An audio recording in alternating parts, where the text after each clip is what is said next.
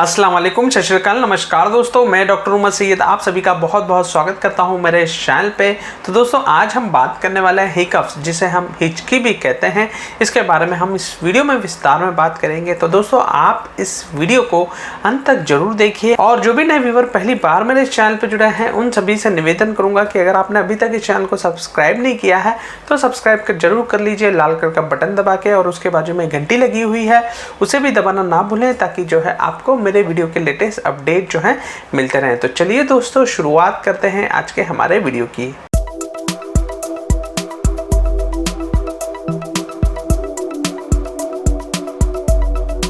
तो दोस्तों आज हम बात करेंगे इस वीडियो में हिकअप्स यानी कि जिसे हम हिचकी भी कहते हैं इसके बारे में।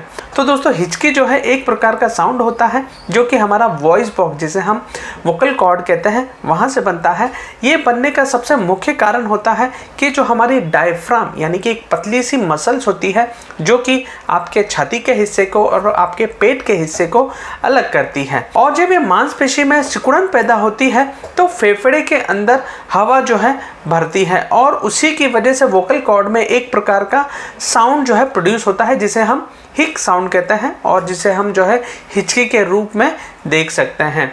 नॉर्मल परिस्थिति में जो ये डायफ्राम होता है जो एक प्रकार की मांसपेशी होती है, ये हमारे रेस्पिरेशन को कंट्रोल करने में काफ़ी ज़्यादा सहायता करती है। जब भी इस मांसपेशी में सिकुड़न पैदा होती है तो फेफड़े के अंदर जो है हवा भरती है और जब ये रिलैक्स होती है तो फेफड़े से बाहर हवा जाती है।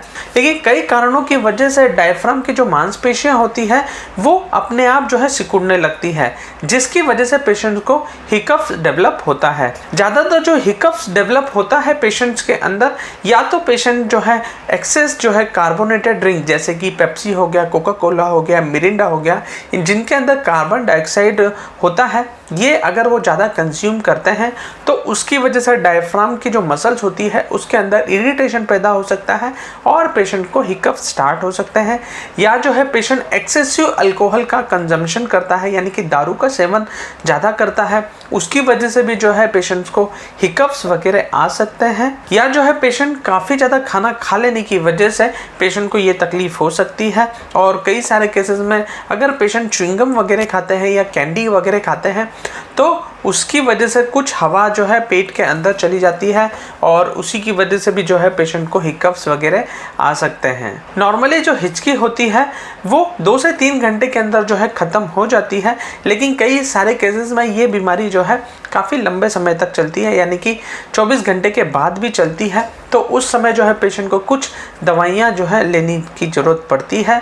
तो इसमें जो है कुछ होम्योपैथिक दवा जो है मैं पेशेंट्स को इंडिकेट करता हूँ और इसका रिज़ल्ट काफ़ी अच्छा है, आप इसे यूज़ कर सकते हैं अगर आप हिकअप से परेशान हैं। तो इसमें सबसे पहली दवा है वो है नक्स मॉस्चेटा। इसे आपको यूज़ करना होता है 200 पोटेंसी में लीजिए और लाइकोपोडियम को लीजिए 200 पोटेंसी में। इन दोनों दवा को 2 बूंद सुबह 2 बूंद शाम तक यूज़ करना है लगभग 1 हफ्ते के लिए।